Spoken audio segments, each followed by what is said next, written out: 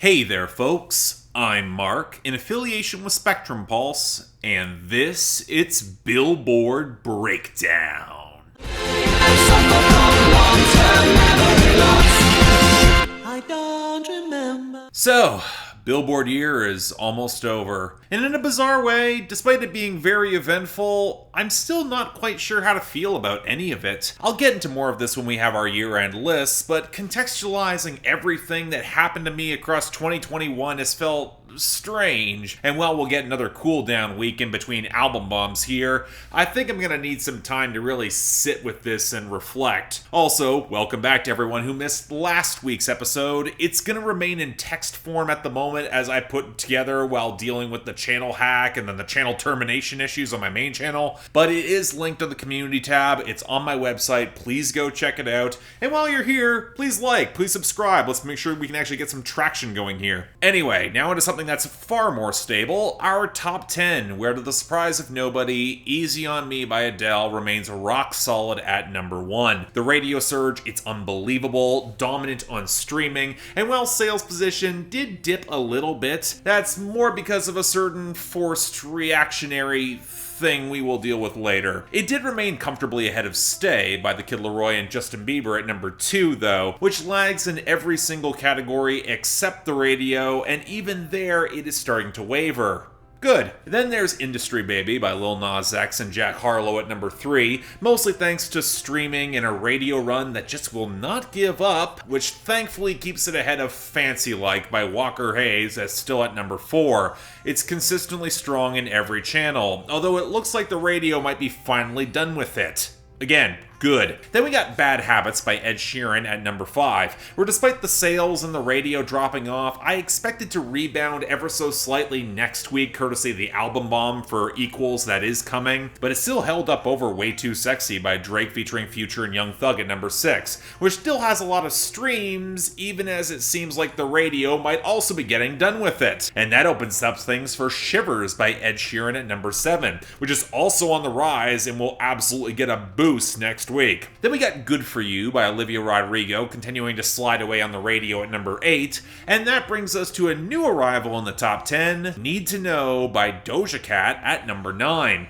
Now this song has been decent enough on streaming for a while now, but it's really gotten a radio push as of recently and seems relatively stable, even if the sales just are not there to go further. But it was enough to push past Levitating by Dua Lipa down to number 10, which looks like it's gonna be finally on its way out, comfortably over a year into its run. I mean, I still like the song, but it is time for something new here. I can admit that. We'll just see how fast it falls away. Now on to our losers and dropouts. And alongside the Young Thug album bomb from last week, there were a couple modestly big ones this week. Yonaguni by Bad Bunny, likely just clinching its year-end list spot, along with Leave Before You Love Me by Marshmello and the Jonas Brothers, Deja Vu by Olivia Rodrigo, and Late at Night by Roddy Ricch absolutely getting in. Oh, and You Time by Scotty McCreery and Champagne Poetry by Drake look like they're gonna fall very well short. But we also didn't really have that many losers here. Bubbly by Young Thug featuring Drake and Travis Scott fell off the debut down to 45, as did Piss Me Off by Lil Durk to 62. And outside of that, we had WFM by Realist K hitting 78 as whatever minor moment it had seems to fade, and My Boy by LV Shane at 54, as it looks like it's going to be rotating out thanks to Nashville radio. It's also going to wind up getting caught between years. Kind of a shame. The song is actually pretty damn good. Now, granted, in the aftermath of an album bomb, we did have a decent number of returns and gains here. In the former category, mostly confined to the bottom of the chart, with Ain't Shit by Doja Cat at 97, Life Goes On by Oliver Tree at 98, Come Through by Her and Chris Brown back yet again at 99, and Nevada by Youngboy Never Broke Again at 100. With the Ed Sheeran album bomb that's coming, I don't expect any of these to last, but hell, I've been surprised before. But when we look at our gains here,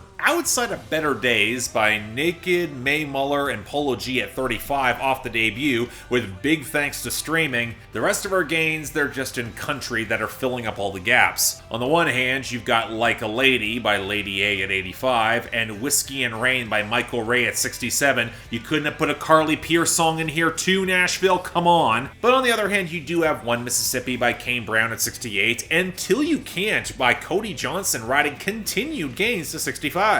But finally, there's Sand in My Boots by Morgan Wallen creeping up to 64. Again, that comeback is on the horizon. This will likely be a hit in 2022. Just watch and prepare yourself. But in the meantime, we're actually going to stick with country for a little bit when we talk about our considerable list of new arrivals. Starting off with number 96, To Be Loved by You by Parker McCollum. What in the hell does a man have to do to be loved by you? I guess I shouldn't be as surprised as I am that Parker McCollum is getting a more accessible mainstream Nashville push. Part of this is that I actually still remember his indie material from a while back that I actually reviewed on my main channel, and thus the new approach just kind of hits a weird note for me. And it's also kind of the feeling I get with this, which in a strange way feels way more reminiscent of some of that older indie sound, especially in a lot of the production. The guitars are more jagged, the live drums feel a little underpowered. Parker McCollum's more nasal delivery feels a bit harsher in comparison with the boyfriend country they were nudging him towards, and in comparison with the mostly upbeat melody, the content here is actually way more sour, and that kind of makes it interesting. It's basically Parker McCollum getting pissed with his now fiancée that she's not giving him attention or showing him enough love, when on the verses it kind of makes things abundantly clear why she might be angry with him. It's a song that seems to be setting itself up for a twist or a moment on a bridge where they might find reconciliation or just fall apart, really follow through here, but it also just doesn't happen, so the entire song feels very exasperated without much real payoff. I mean, I'm not even saying it's bad, it's just weird, feeling almost a bit incomplete. But you know what, hell, if it gets more of this sound, it gets that traction in the mainstream, I'm not gonna complain, so not great, but not bad either. Number 90, Money by Lisa.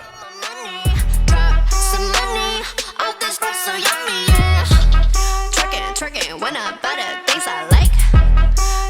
Dollars dropping on my ass tonight. Alright, round 2 of YG trying to get Lisa a proper breakthrough in the United States with another full English language cut. And why does it sound like a Fifth Harmony song from 6 years ago mixed with do-do-do-do? Seriously, with the spare horn loop, the clunky piano, the undercooked trap percussion that's very Mike Will made it, the pitch shifting, Lisa's more brash delivery, the focus on the emptiest of flexing, especially after the synth horns smash in for the change-up or the old Blackpink comparisons, they become even more flagrant. I mean, come on here. It's just really clunky. It's completely bereft of groove. And what surprises me is that it doesn't even sound all that contemporary to pop this year. Is there really an audience that will go off for this outside of the Blackpink stans? I don't know. 6 years or so ago, I would have hated this, and outside of the beat shift, it can get really annoying. But right now, it doesn't bother me. I'm just surprised that this is the push that YG is putting behind Lisa for the American market, because I'm not even sure that it's gonna work, even just beyond myself. Just saying. Number 89, Half of My Hometown by Kelsea Ballerini featuring Kenny Chesney. So stay alive, part of me will always be half of my hometown.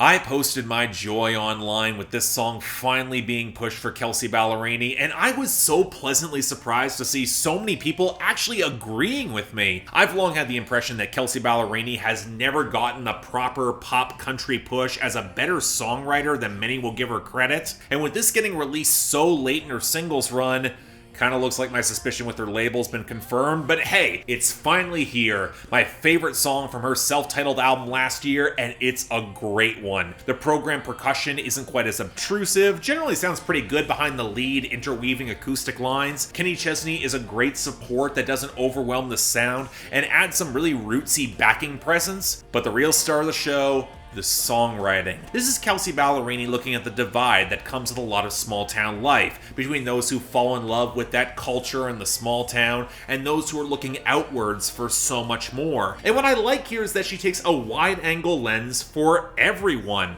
I love the references to sports, especially in how that brings that community together and people really get behind it, even as their lives might not have turned out the way they've planned. But Kelsea Ballerini also highlights that star quarterback that leaves for school and doesn't come back, or how she herself had to leave her small town to pursue her dreams, and how, while there will be those who expect her to forget about her small town roots, she knows that she won't, and it leaves behind a lot of mixed feelings potentially going back there now. It's not defensive or a straight glorification, because that's not what these scenes are, where I honestly have to check to see if Laurie McKenna has a co-write, but she doesn't. This is Kelsea Ballerini once again proving that she is underrated as a writer, and this resides among her best songs. I'll admit it, I first loved this track when I heard it midway through last year.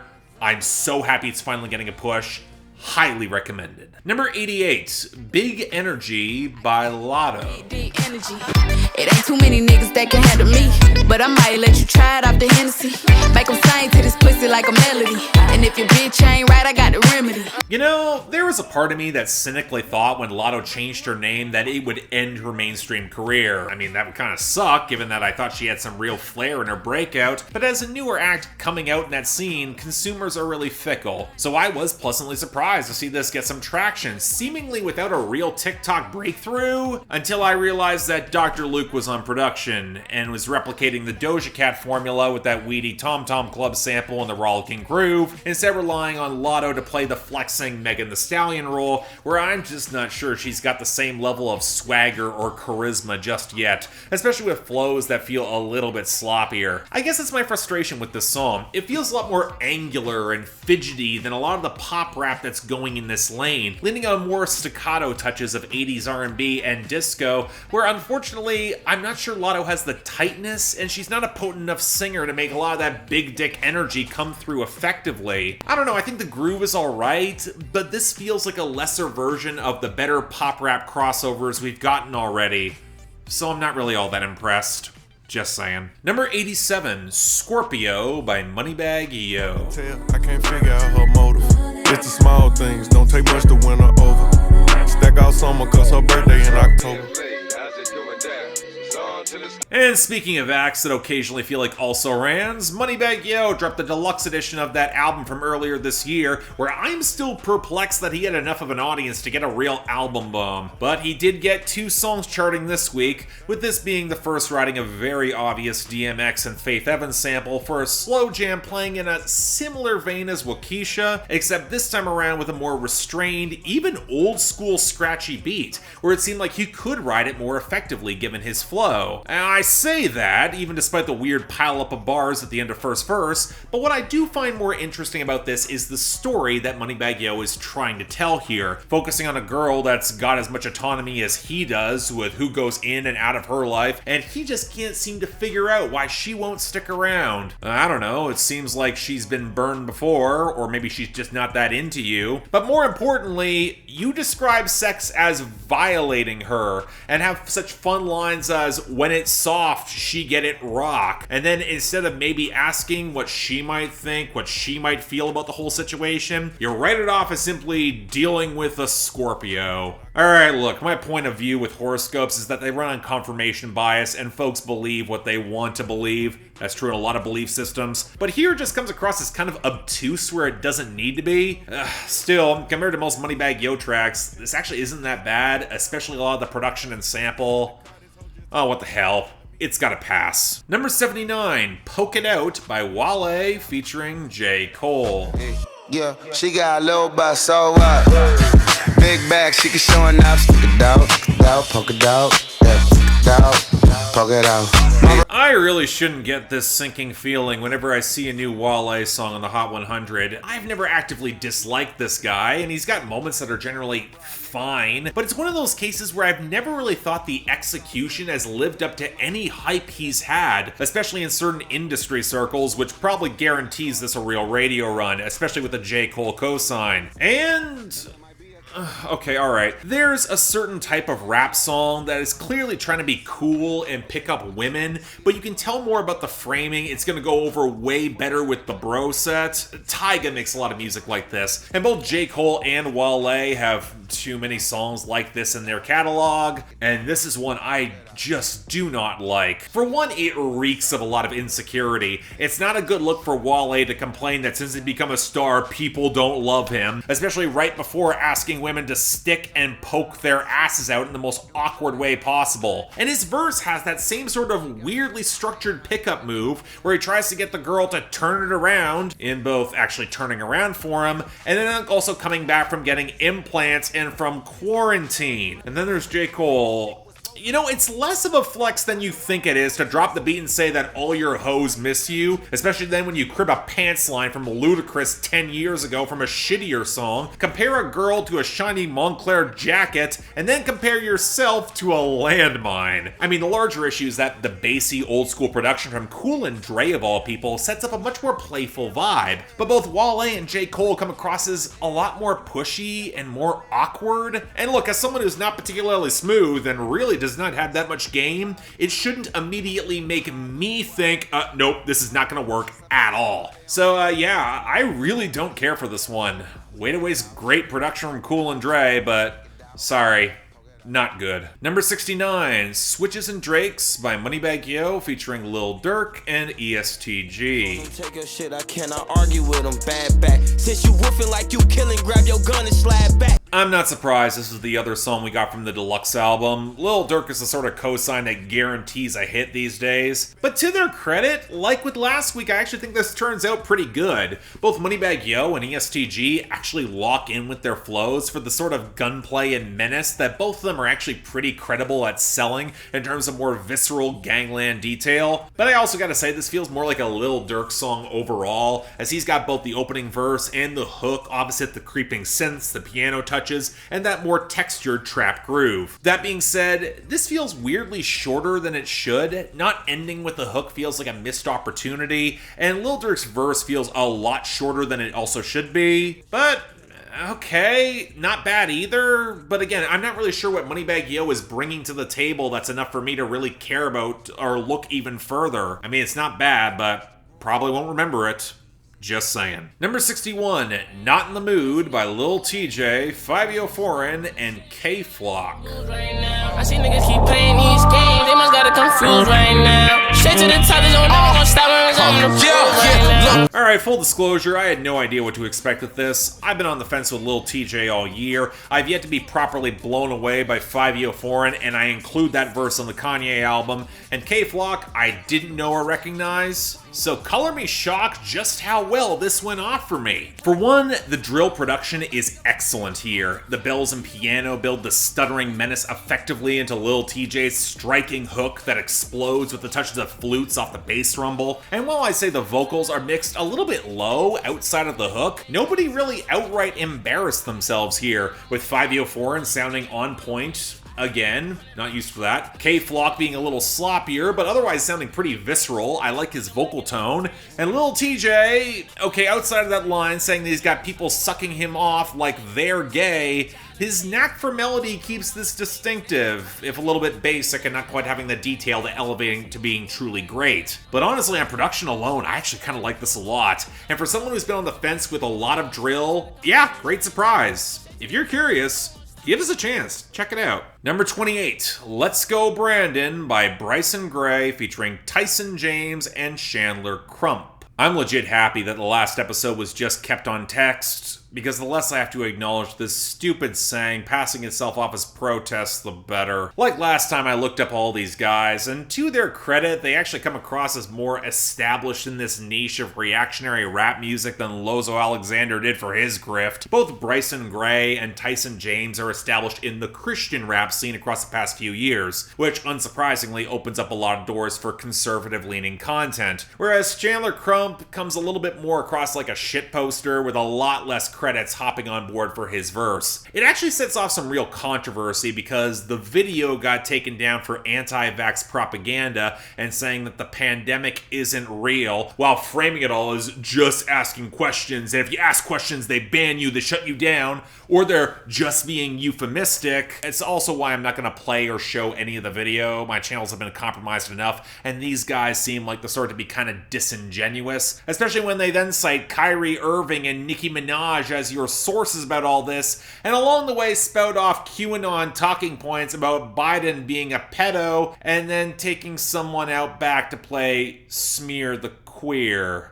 Again, I can tell you're not being euphemistic. Now, the one point they try to make stick is the whole Taliban retaking Afghanistan, which again deserves some actual criticism. But somehow I feel like the complexities of that whole scenario are lost in this trio, as are a lot of things, like production that doesn't feel so canned and sterile, or flows that can maintain any type of momentum. That's the weird thing. Both Gray and James simplified their flows for the verses, and it just comes across as really blocky and amateurish, especially off of a hook that actually has a little bit of a punch. Whereas Crump kind of has a consistent flow, but it doesn't feel like it adds to a lot more, and I don't like his vocal tone. I don't know, there's this weird conspiratorial petulance to this song, where I'm actually thinking they might have bought into the ideology, especially given how many years they've sunk into this. But I also don't think any of them are distinctive or interesting enough to make a presence to actually have this last outside of this lane of bad propaganda. I'm not sure they would have made it otherwise. I mean, I can laugh at Tom MacDonald, but